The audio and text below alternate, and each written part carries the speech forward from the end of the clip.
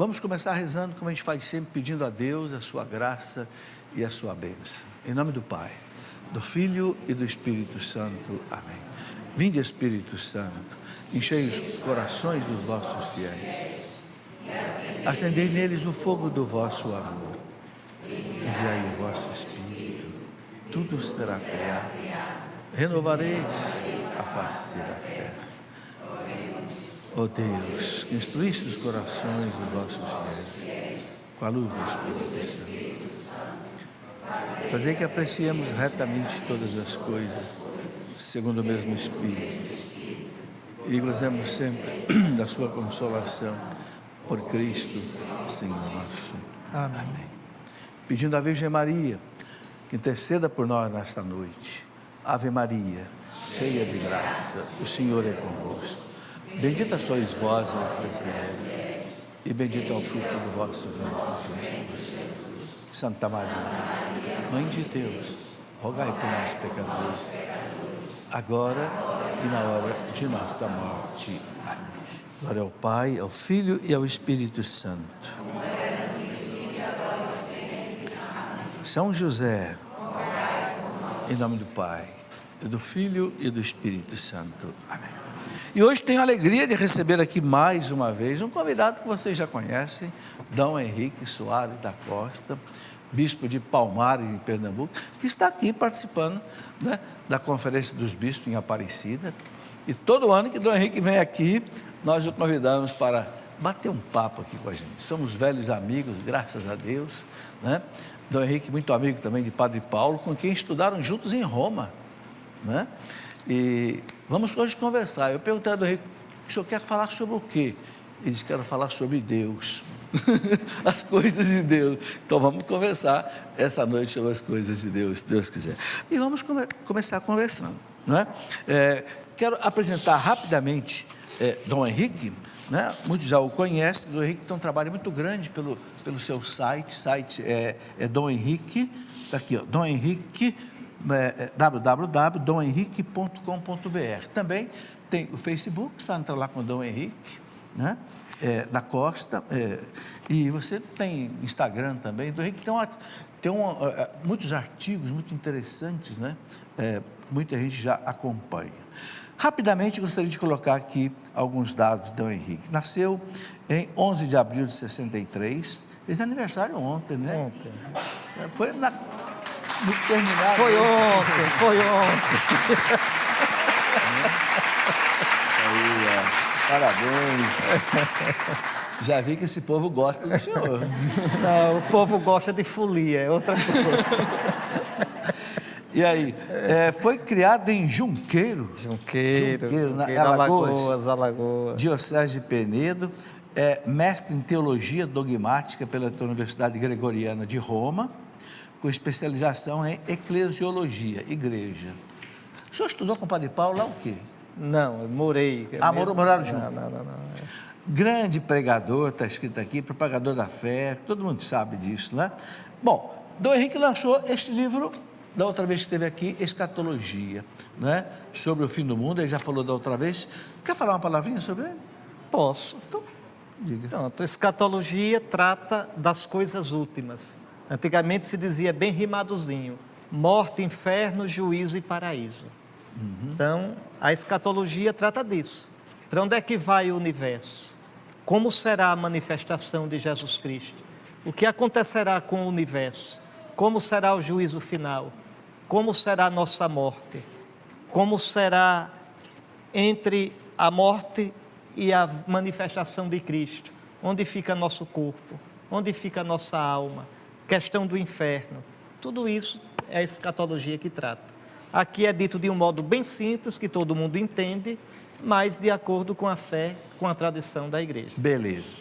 Bom, Dom Henrique todo ano lança um livro e agora está lançando este livro aqui, A Caminho da Terra Prometida. É uma reflexão profunda, ele vai explicar, um percurso espiritual com o livro do Êxodo. O Êxodo é aquele povo que saiu lá do Egito, 40 anos no deserto para chegar à Terra Prometida. É um mistério, né? A gente sabe que dali do Egito até Israel, de ônibus a gente vai num dia, né? Menos, acho que a pé caminhando Pouca Acho que um mês. Esse povo ficou 40 anos. Tem um significado profundo isso. Aliás, o 40, ele é muito simbólico na Bíblia, né? 40 anos na Bíblia significa uma geração. Uma geração? Uma geração. 40 é um número perfeito. Moisés viveu 120 anos. Passou 40 anos no Egito, passou 40 anos com o sogro Jetro e passou 40 anos guiando Israel. Morreu com 120 anos. Quer dizer, É simbólico. tudo que Moisés, cada fase que Moisés viveu, viveu bem. 40, 40, 40. Morreu com 120, ou seja, teve uma vida plena. Então é um número simbólico. O 40 de Jesus fazendo 40 dias. penitência Quer dizer, é um deserto. tempo perfeito. 40, o dilúvio, 40 dias 40 de chuva. dias e 40 noites. Elias caminhou 40 dias até o Monte Horebe. Então, 40 quer dizer um tempo perfeito para aquilo que se tinha que fazer. Amadurece uma Isso, ação, né? exatamente. Então, Dr. Henrique, o livro é seu, o senhor explica para nós. Não, isso Por que o senhor aqui, escreveu, qual é o significado? isso aqui é para ler o livro do Êxodo. O Êxodo. Eu pretendo, aos pouquinhos, já está pronto também o Deuteronômio. Deuteronômio. Então, o meu sonho é comentar cada livro da Escritura. Um comentário espiritual, que a pessoa leia capítulo por capítulo e vá rezando, vá entendendo. É uma meditação. A Escritura é para ser rezada, é para ser escutada na fé. Nem é para decorar, para andar brigando nas praças no meio da rua. Não, é para ler na fé. A Escritura é inspirada pelo Espírito Santo, só pode ser compreendida no Espírito Santo e inspira o Espírito Santo. Então, o Espírito Santo que formata a nossa vida, nos dando o sentimento, as atitudes de Cristo Jesus. Então, com esse livro eu queria que os católicos pegassem o livro do Êxodo sem medo, do primeiro ao último capítulo. Capítulo por capítulo, aqui está comentado. O livro tem, pelo que eu vi aqui, 28 capítulos. São 28 meditações, né? No fundo, né? 28 reflexões. Eu gostei muito, porque o que mais me faz bem espiritualmente, Dom Henrique, depois, evidentemente, da Eucaristia, é a meditação. Eu parar diante da palavra de Deus e ficar, o que Deus está falando para mim, o que Ele quer mudar na minha vida, não é? E esse livro aqui me ajudou muito. Eu queria que o senhor desse um resumo, assim, o que é mais importante nessa caminhada de 40. Claro, aqui não vai dar para fazer tudo, mas trazendo para nós hoje também, o que o senhor tirou de mais assim, importante nessa caminhada do povo no deserto? Porque o deserto é o silêncio, é a aridez, e ali Deus fala, né? Deus nos coloca no deserto. O deserto é o lugar onde o homem sozinho, com as suas forças, ele perece. Então Deus leva Israel para o deserto para que Israel aprenda que o homem não vive só de pão. E o que é pão na Bíblia? Pão é minha saúde, pão é minha família, pão é meu emprego, pão é minha casa, é minha juventude, pão são meus filhos, pão são meus amigos. Pão é tudo aquilo que me ajuda a viver. Ora, o homem não vive só dessas coisas. O homem vive de verdade quando vive da palavra de Deus. Então Deus coloca Israel no deserto para que Israel aprenda que a vida dele está em Deus. E assim, na provação do deserto, Israel vai ter momentos de desânimo, momentos de rebeldia, momentos de descrença. No deserto, Deus vai fazer aliança com Israel, a aliança no Monte Sinai. Veja, então é toda uma pedagogia de Deus, levando Israel até a terra prometida. Quem é o verdadeiro Israel? Quem é o novo Israel? É a igreja. E cada um de nós, como membros do povo de Deus, Deus nos vai fazendo atravessar o deserto deste mundo, rumo à plenitude do reino na glória. Então, tudo o que Israel viveu, nós vivemos. São Paulo, na primeira carta aos Coríntios, no capítulo 10, diz que tudo quanto Israel viveu era uma profecia, era uma imagem, uma preparação para nós.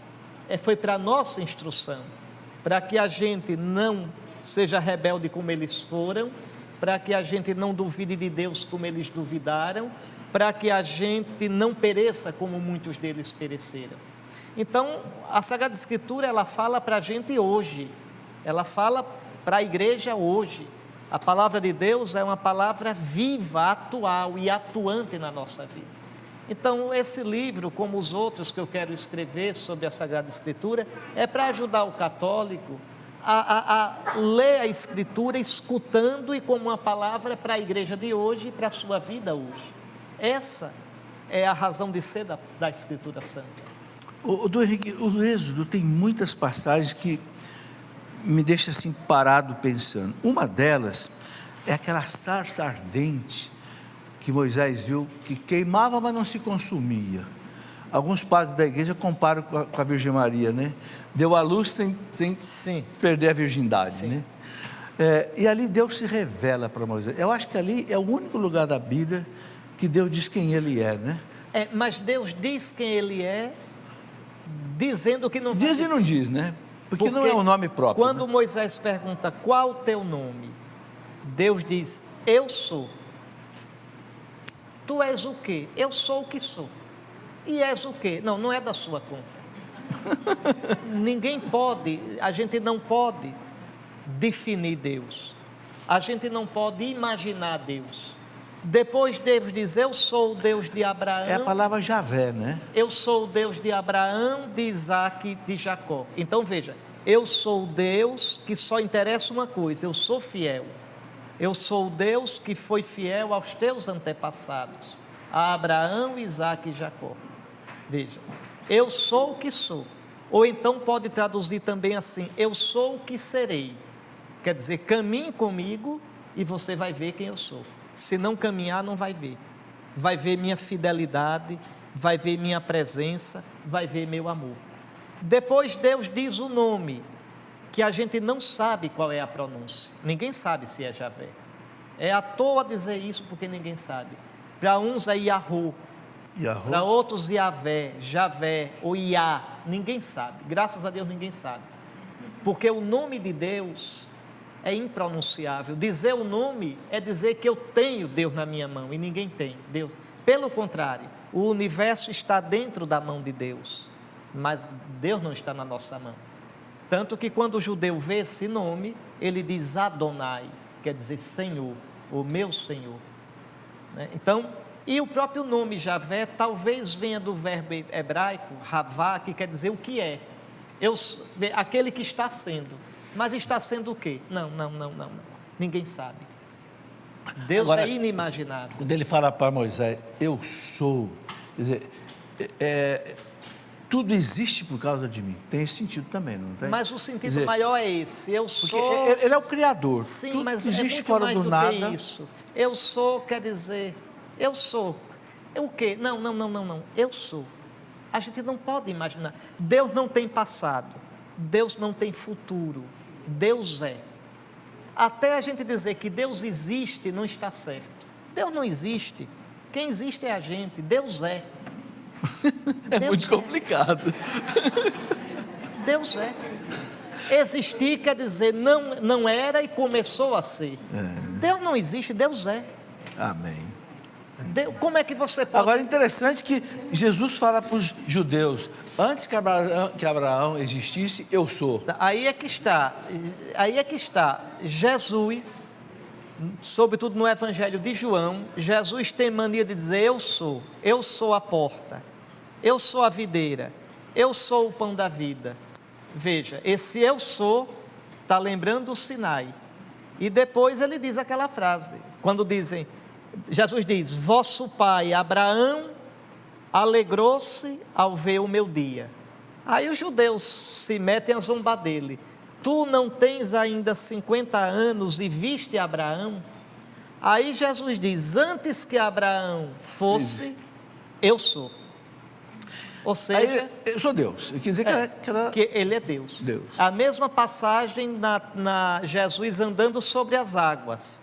O Evangelho diz que Jesus tentava ultrapassar a barca. Por que ele tentava ultrapassar a barca? Atenção. Primeiro, o livro dos Provérbios, o livro de Jó dizem que só Deus doma o orgulho do mar. Veja, Jesus doma o orgulho do mar. O mar não engole Jesus. Jesus anda sobre as águas. E por que queria ultrapassar? Porque se Jesus ultrapassasse, os discípulos iam vê-lo como? Pelas costas, como Moisés viu Deus. Não poderás ver a minha face, me verás pelas costas. Ou seja, Jesus é o eu sou. E em grego isso fica muito claro, que é a língua do Novo Testamento. Ego eimi, eu sou. Não tem mais ego eimi, não tem mais eu sou. A gente coloca no português sou eu, mas no grego está eu sou. É o Deus santo, é o Deus de Israel. Outra coisa que no Êxodo me chama muita atenção é a maneira, Dom Henrique, como é que Deus cobrava a fé do povo, né? E Deus ficava bravo, né? Deixou a serpente morder o povo lá no deserto, aí fez até aquele sinal da serpente. Toda a questão é assim: Israel quer arrumar a sua vida do seu jeito. Por exemplo, Moisés sobe lá para o Sinai e demora 40 dias e 40 noites, lá no Sinai, no monte. O povo perde a paciência e diz: esse Moisés volta ou não volta? Esse Moisés está para lá, esse Deus nosso é muito misterioso. Então pede a Arão: faça um bezerro de ouro, para que guie a gente. Atenção, atenção. Esse bezerro de ouro é uma imagem de Deus. O povo não está negando Deus, mas quer um Deus Diferente. Um Deus que o povo pegue, um Deus que o povo controle. Então manda fazer um bezerro de ouro e diz: aqui está Israel, o teu Deus que te tirou do Egito. A questão é que Deus não aceita ser controlado, nem por imagem, nem por medalha, nem por dízimo, nem por nada. Deus é santo, é livre, é independente. Só tem uma coisa que conquista Deus: o amor e a obediência a Ele. Isso é a obediência amorosa. Cristo por nós se fez obediente até a morte, e morte de cruz. É a única coisa que dobra a Deus. Então Israel queria um Deus do tamanho dele, e Deus não aceita. Deus nunca aceita ser manipulado por nós. Não somos nós que convertemos Deus a gente. É a gente que tem que se converter a Deus. É a gente que tem de deixar a vontade da gente, o jeito de ver da gente, o jeito de viver da gente e viver na vontade de Deus. Agora, o fato, aquele povo se arrepende de estar caminhando para a Terra Santa. Aquele povo quer voltar para o Egito. As cebolas que nós tínhamos lá, as panelas de carne, esse Deus tirou nós de lá para morrer aqui no deserto. Aí Deus ficou muito bravo, deixou com as serpentes venenosas. Israel é a gente, professor, é como a gente faz também, não é? A gente prefere muitas vezes o comodismo da escravidão nos vícios à liberdade dos filhos de Deus. Não é? Então é sempre a busca de eu controlar a minha vida, a busca de segurança. É quando Israel, por exemplo, o professor falou, Israel passou 40 anos no deserto. Como o livro do Êxodo conta, como o Pentateuco conta, Israel chegou logo na entrada da Terra Santa, logo. Mas não entrou. Por que não entrou? Quando chega na borda da Terra Santa, no sul da Terra Santa, ali em Cades Barne, que é um grande oásis que ainda hoje existe, então Moisés manda uns investigadores, uns batedores para olhar a Terra Santa. E eles voltam dizendo: olha, a terra é muito boa, mas lá já tem habitante, já tem dono. E são altos, são grandes, junto dele a gente parece uns insetozinhos. As cidades deles são enormes, muradas, com portões grossos, com ferrolhos. Aí o povo se dando a chorar. E diz a Moisés, repare a ruindade, viu? Porque tu nos tiraste do Egito, para nos matar desse jeito. Ora, não foi Moisés quem tirou o povo do Egito, foi Deus. Mas é mais fácil culpar Moisés do que Deus. É a murmuração. É quando a gente começa, a fofocar, a reclamar, a criticar. Veja, não vê Deus, vê Moisés. E aí começa a chorar e o povo chega a fazer uma coisa: vamos apedrejar Moisés e Arão, matá-los, vamos escolher um novo chefe e voltar para o Egito. Então é uma rebelião. Deus não cabe na minha lógica, mas Deus não cabe mesmo. Quantas vezes Deus não já decepcionou a gente? Ele não faz como a gente quer. Quem diz assim, Deus nunca me decepcionou, é mentiroso. Deus não se dobra a gente. Não, a gente é que tem que se converter a Deus. Mas eu rezei tanto, Jesus diz, pedi e recebereis. Sim, Jesus diz, tudo aquilo que pedirdes ao Pai em meu nome, será concedido. O que é pedir em nome de Jesus? É pedir em Jesus. E qual é a oração de Jesus? Não se faça a minha vontade, mas a tua seja feita. Sim, Pai, porque assim foi do teu agrado. Essa é a oração em nome de Jesus. Então não é Deus que se converte a mim, eu me converto a Deus. E Israel vai ter que aprender isso na marra. Como um pai educa o seu filho, o Senhor te educou. O que Deus fez com Israel, Deus faz com a igreja, Deus faz com cada um de nós. Faz comigo, faz com o Senhor, a vida toda. Deus vai nos educando, para que a gente vá ficando pobre diante dEle, e deixe que Deus seja Deus na nossa vida. Quando eu deixo Deus ser Deus na minha vida, Deus reina na minha vida. O reino de Deus entrou em mim. E se o reino de Deus entrar em mim, eu entro no reino de Deus. Agora, o danado é que o reino de Deus entrar em mim é uma guerra. Por quê? Porque em mim já tem um rei maldito, um rei falso. Quem? Eu? Que me sento assim no meu coração, seguro os dois braços do trono e digo, a vida é minha, eu faço o que eu quero. Mentira, daqui a vida não sai, sua. Daqui ninguém me pois tira. É, por isso Jesus diz, olha, cumpriu-se o tempo, o reino de Deus chegou. Convertei-vos e crede neste evangelho. Que evangelho? Que o reino chegou. Mas para o reino chegar para você, você tem que sair do trono da sua vida.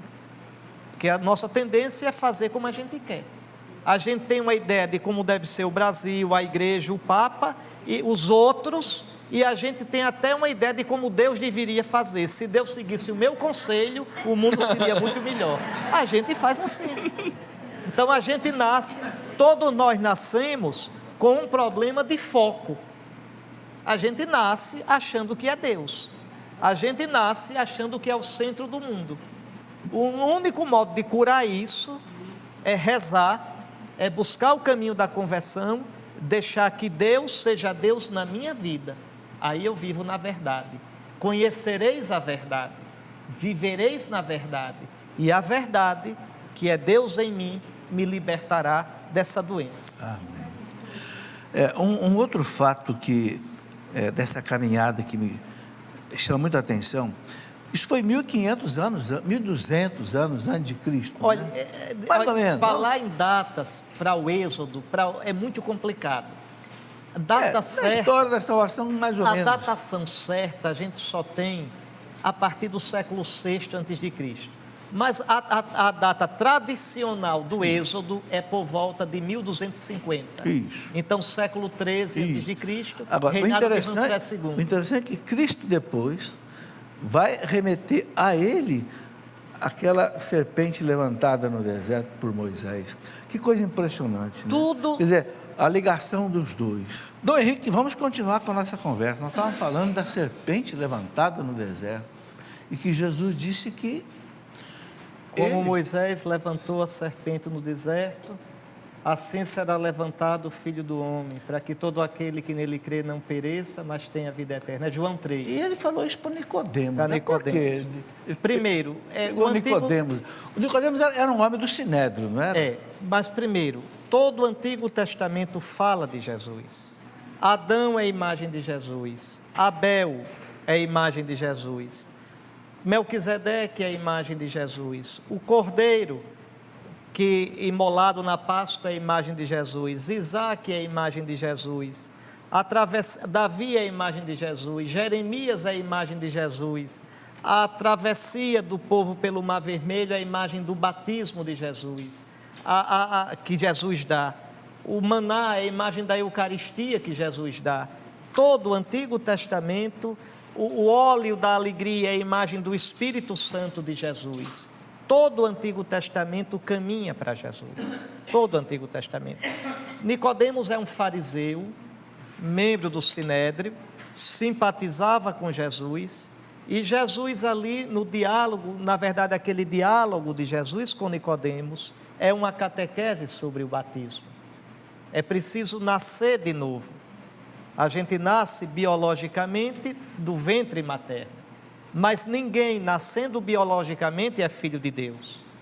Ninguém nasce filho de Deus. Carta aos Efésios é clara, no capítulo 2, nascemos filhos da ira. E Jesus no evangelho de hoje diz, aquele que não crê, o evangelho de João diz, a ira de Deus permanece nele. Como interpretar essa ira? Ira quer dizer, nasce na ruptura do pecado. Não é que Deus tenha ódio da gente. Não, é que a pessoa nasce no estado de pecado, aquela falta de foco de que Uma eu separação falava. de Deus. Pois é. Então, filho de Deus, a gente se torna crendo e sendo batizado. A gente nasceu de mães diferentes, biologicamente, mas nasceu do mesmo ventre para o reino dos céus. O útero da mãe católica, que é a pia batismal. Então, a gente nasceu da água que dá o Espírito Santo. A água é o instrumento, o meio pelo qual o Espírito vem no batismo. Como o fio passa a eletricidade, a água traz o Espírito. Que bonito. Deixa eu repetir essa frase que o senhor falou. A pia batismal é o útero da igreja, mãe católica, onde todos nós nascemos. Exatamente. Vale a pena ir lá beijar essa pia, não vale? Vale. Dali eu nasci para Cristo. Não sei se vocês sabem a data do batismo de vocês. A gente comemora tantas datas. A gente faz a maior festa do nascimento para esse mundo. 8 de outubro. Mas quando você nasceu para esse mundo, você nasceu para a morte. Você nasceu marcado pela morte. Veja, tanto que Eva, na Sagrada Escritura, o nome Eva está ligado à vida, então mãe dos viventes. Mas o nome de Eva se tornou uma mentira. Eva é mãe dos que nascem para morrer. Eva é mãe dos que nascem com a vida mortal. Maria, os que a nascem verdadeira Eva é a Virgem Maria, porque é mãe dos que nascem da água, instrumento do Espírito, nascem para a vida. Por isso só há no cristianismo um batismo, uma só fé, um só batismo. O batismo no Espírito Santo, que é o sacramento do batismo. Precisa distinguir daquela experiência pneumática, que também chamam batismo no Espírito, mas é batismo aí num sentido figurado. O batismo real no Espírito é o sacramento do batismo, não há outro. No cristianismo não há batismo nas águas. Isso não existe no cristianismo. Existe batismo com água, mas essa água é símbolo do Espírito.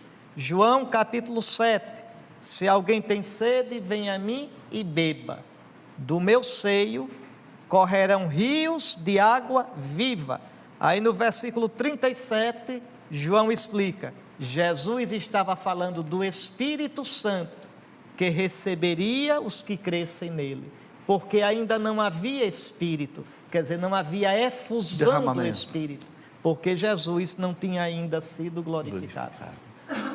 É muito bonito, né? E por que água viva? É água corrente, diferente da água parada, água de cacimba, água de poço. Água viva, que jorra para a vida. O povo tem muita dúvida numa questãozinha que o senhor passou aí, que eu vou pensar, porque eu acho que vai esclarecer muito aí.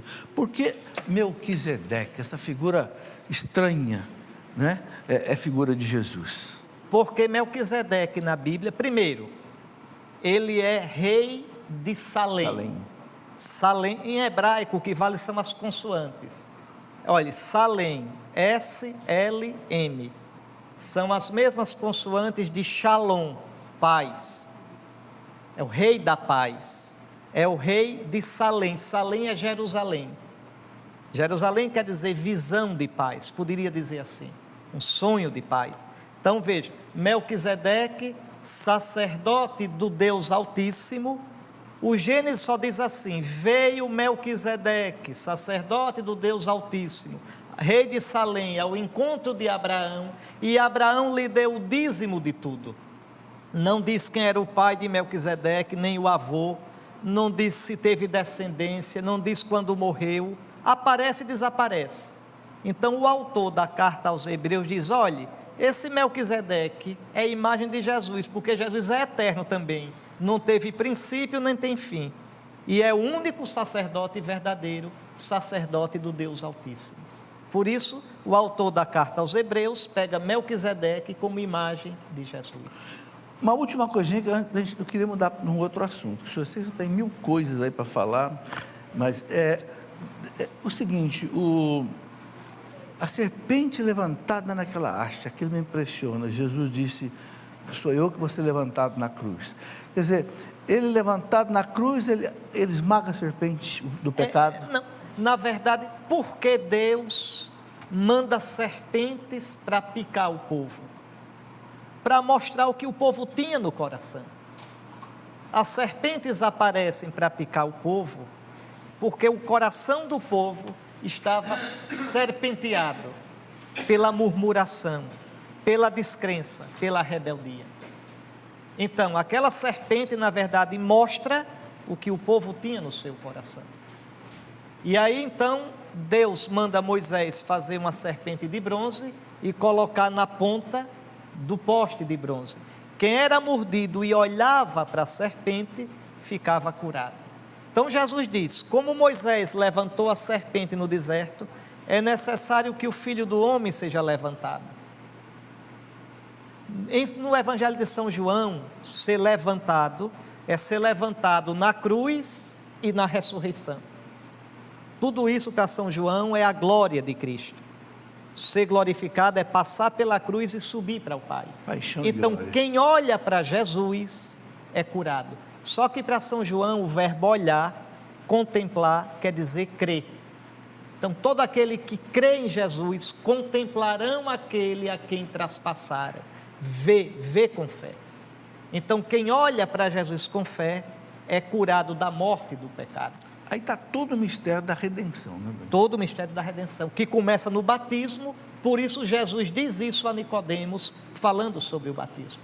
Então, o que eu acho magnífico é isso, liga lá o Antigo Testamento de 1200 anos antes com... Sim, mas todo o Antigo Testamento, Jesus no caminho de Emaús, explica aos dois de Emaús, Cleofas e o amigo dele, tudo o que sobre ele estava escrito na Torá, no Pentateuco, nos escritos, veja, os Ketubim, os escritos, e nos Nebiim, nos profetas.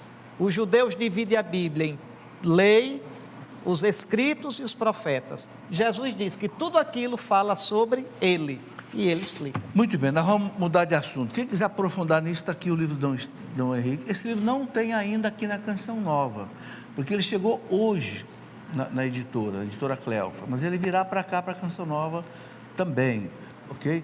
A caminho da terra prometida, toda essa reflexão, essa conversa. Agora, Dom Henrique gosta de dois assuntos também, que eu acho que um dia vai virar livro. Os encontros que Jesus teve com as pessoas, que é muito bonito, né? Com Madalena. Depois também ele gosta muito de falar das parábolas de Jesus. Vamos falar um pouquinho sobre isso, eu sei que o senhor gosta. Tem dois livros a caminho, as parábolas de Jesus e os encontros de Jesus. Sobre parábolas, por que o senhor focou nesse assunto? Porque nas parábolas, Jesus destrincha para a gente o miolo da pregação dele. Qual era o miolo da pregação de Jesus? O reino do Pai, o reino de Deus. Por exemplo, no capítulo 13, que é o miolo do Evangelho de São Mateus, Jesus conta 7 parábolas. 7 é o número perfeito, 4 é o número do mundo, os 4 cantos do mundo, os 4 elementos primordiais, terra, água, fogo e ar, e 3 é o número de Deus. Deus é o santo, santo, santo. Deus é o 3 vezes santo. 4 mais 3, tudo o que existe, Deus e o mundo. Por isso na Bíblia 4 e 12 são números preciosos, 4 vezes 3. Como também o número 144, 12 vezes 12. E que se multiplicar por 1000, aí quando diz 144 mil, quer dizer todos, Multidão. a multidão, mas a multidão completa, a multidão plena. Então, São Mateus coloca no capítulo 13, 7 parábolas, as 7 parábolas do reino. O reino dos céus é como o semeador que semeou a semente, o reino dos céus é como o grão de mostarda, o reino dos céus é como o fermento na massa, o reino dos céus é como a pérola preciosa, o reino dos céus é como a rede jogada no mar, o reino dos céus é como o joio, o trigo que foi semeado e nasceu o joio, o reino dos céus é como o fermento, não sei se eu falei, jogado na massa. Então, as 7 parábolas do reino. Por que Jesus fala em parábolas? A sementinha também, né? O grão de mostarda. Da mostarda. Veja, primeiro fala em parábolas porque era um modo simples do povo entender. Falava contando história. Usava imagens da vida do povo, a pesca, né? a plantação, coisa simples. Depois, porque as parábolas, como a poesia, dizem coisas que com conceitos a gente não pode dizer. O que é o reino de Deus? Jesus não dá um conceito do reino, conta parábolas para a gente entender. Quanto mais uma coisa é profunda na vida, menos a gente sabe dizer com as palavras. Uma grande alegria, uma grande tristeza, um grande amor, eu não sei dizer com palavras, digo com um poema, ou digo com uma flor. Veja, então Jesus conta parábolas. E depois, porque as parábolas, elas desmascaram quem crê e quem não crê. Quem crê diz, que coisa linda, e entende, porque é coração a coração.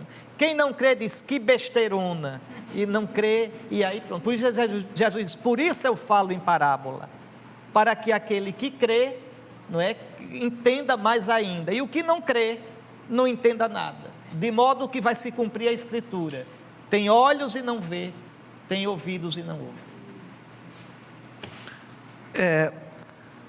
Jesus falou as parábolas do reino, mas também colocou outras parábolas, né? sobre também a igreja. Todas as parábolas, direta ou indiretamente, falam do reino, porque a igreja é o lugar, não estou falando da casa, estou falando da comunidade. A igreja é o espaço no qual o reino deve se manifestar. A igreja é semente do reino, a igreja não é o reino. A igreja existe para o reino. Eu já disse quando é que o reino acontece, quando eu abro o meu coração para o Senhor, quando eu deixo Deus reinar, o reino acontece. Amém. O reino não acontece primeiro em estruturas, o reino acontece no meu coração. Se o reino estiver em mim, estiver no Senhor, estiver em vocês, estiver em você, então o reino estará no meio de nós. Mas só estará no meio de nós se primeiro estiver dentro de nós. Beleza. Então a igreja é o lugar do reino, porque nela se anuncia o evangelho do reino, nela se dão os sacramentos do reino, nela se vive a vida dos filhos do reino. Ok. E o senhor também me falou de um trabalho que está fazendo sobre os encontros de Jesus, que era uma maneira também dele apresentar o reino, né? Eu quero até dizer a vocês, né, por que eu estou mostrando esses livros aqui, porque Dom Henrique me procurou e pediu que nós publicássemos pela editora Cleófas os seus livros. E já mandou uma quantidade enorme de matérias que ele está preparando aí com o tempo. É isso mesmo, Dom Henrique? Sim. Agora, eu queria que o senhor colocasse uma coisa sobre esses encontros. Quais são esses encontros mais importantes que o senhor pretende desdobrar nesse Na verdade, nesse esses trabalho? encontros são retiros que eu prego. Aí eu fui pensando, digo, eu vou pregar assim. O Jesus vai encontrando as pessoas. E naqueles encontros, a gente olhando direitinho, aqueles encontros mostram quem é Jesus, mostra quem somos nós, porque cada pessoa daquela sou eu sou o cego, eu sou o leproso, veja, eu sou o Jairo, eu sou aquela hemorroíça, cada um a gente tem um pouquinho de cada um. Mateus. Então os encontros vão mostrando quem é Jesus, quem são as pessoas e quem é o Pai, o Deus a quem Jesus chama de Pai. Então, eu já tenho vários encontros feitos, vou preparar uns outros ainda para... Qual é o encontro desse que mais emociona, senhor? Eita, são tantos, são muitos. Um que eu acho muito interessante é aquele cego, que não tem nome. O Bartimeu? Bartimeu. Bartimeu quer dizer filho de Timeu. Bar, em aramaico, é filho. Aquele cego à beira do caminho, aquele é um cego danado, porque ele está à beira do caminho, mendigando, ele escuta o barulho, a zoada, como a gente diz no Nordeste, e pergunta o que é, e diz, é Jesus. E o cego é danado, porque ele não deixa Jesus passar, ele começa a gritar, filho de Davi, Jesus, tem piedade de mim. Observe que cego. Esse filho de Davi... Pois é, ele está dizendo, eu creio. Filho de Davi quer dizer que Jesus é o Messias. Então, o cego é sabido que é danado. Ele está dizendo, eu creio que tu és o Messias. Veja, filho de Davi. Aí o pessoal manda ele se calar. Por que manda se calar? Porque aquele pessoal ali é cego. Aquele pessoal não crê em Jesus. Está ali por curiosidade. Está ali para ver se tem algum milagre, alguma coisa, veja. Mas não crê. Então, cala a boca, cego. Aí ele grita mais ainda. Filho de Davi, Jesus, tem piedade de mim. E linda a atitude de Jesus. Tem uma multidão, certamente falando alto, empurra. Mas Jesus escuta aquele que grita das profundezas da sua miséria. Jesus para, empaca ali e diz, chame o cego. E dizem bonito, coragem, ele te chama. Aí o cego dá um pinote, um pulo, bom, eu estou falando nordestinês, vocês sabem. Então, o cego dá um pulo, deixa a capa, olha como é bonito, deixa a capa, quer dizer, deixa tudo. Se ficasse agarrado na capa, teria perdido o encontro com Jesus. Quantas vezes a gente perde de encontrar Jesus porque fica agarrado nas capas da gente? Veja, ele dá um pinote e vai. E é linda a atitude de Jesus. Jesus diz, o que tu queres de mim? O que queres que eu te faça? Jesus é de uma delicadeza. Jesus sabia. O homem era cego. Mas Jesus, e se ele quisesse outra coisa? Não, eu quero somente uma bênção. Veja, aí é que está. Jesus nunca fez pastoral de massa. Jesus queria encontrar pessoas. Jesus quer encontrar as pessoas. Ali só estava ele e aquele cego.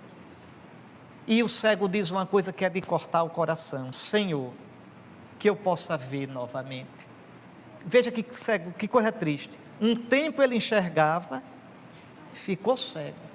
O cego não xinga, não reclama de Deus. Senhor, que eu possa ver. E Jesus diz, vai, a tua fé te salvou.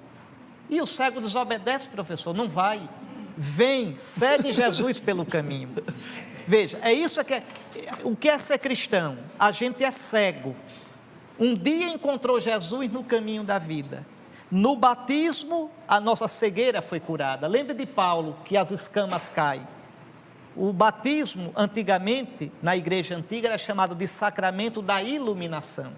Ainda hoje se coloca uma vela, os pais e os padrinhos na frente da criança. Iluminado para seguir Jesus pelo caminho. E para onde Jesus vai? Para Jerusalém, para morrer e ressuscitar. Veja. Mas é tudo muito bonito. Depois, eu insisto nisso, Jesus vem para encontrar pessoas. Olha a hemorroíça. Aquela mulher que tinha um fluxo de sangue. Aquela mulher de Andalé era impura. Se ela se sentasse numa cadeira, a cadeira ficava impura, a cama impura. Se tocasse numa pessoa, a pessoa ficava impura. A mulher já tinha gastado todo o dinheiro com os médicos. Por isso que ela não toca em Jesus, toca aí, no manto. Não, ela toca, veja, aí é que está. No manto, né? Sim, mas tornou Jesus impuro, tornaria, vamos devagar. A mulher, veja, se mete no meio do povo, está tornando todo mundo impuro, porque sai empurrando o povo.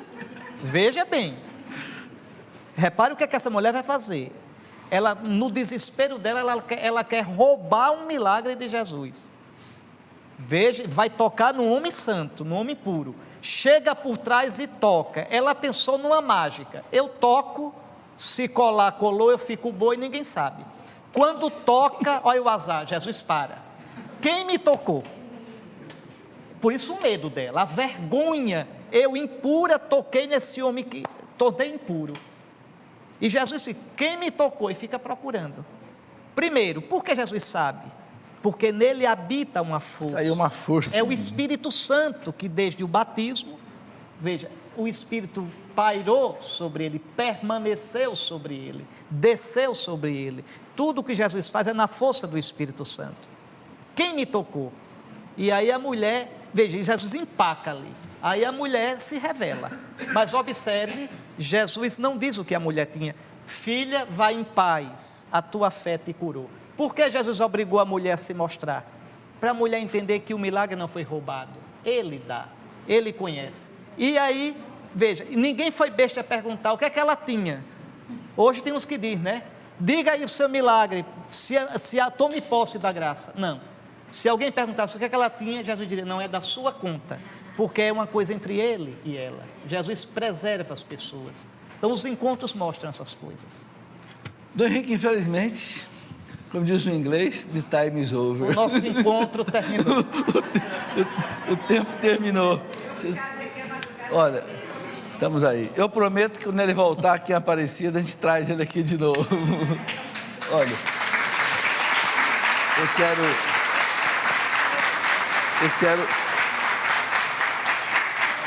quero pedir a Dom Henrique que encerre. Tem um sacerdote aqui também, que é de Campina Grande. Padre, venha, padre, aqui.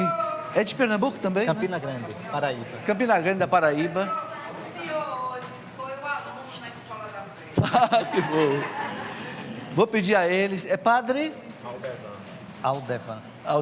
E Dom Henrique vão dar uma bênção para nós, para vocês de casa também, porque a bênção é sacramental, não é sacramento, é sacramental, pode ser dada à distância. O Senhor esteja convosco. Pela intercessão da toda Santa Virgem Maria, abençoe-te o Deus Todo-Poderoso, Pai, Filho e Espírito Santo. Amém. Muito bem. Dom Henrique, Deus lhe pague. Ele volta para Aparecida agora ainda. Amanhã vai ter todo o trabalho lá na CNBB. E se Deus quiser, quando for possível, voltará aqui. Muito obrigado a vocês que vieram e vocês de casa também. Até o nosso próximo encontro.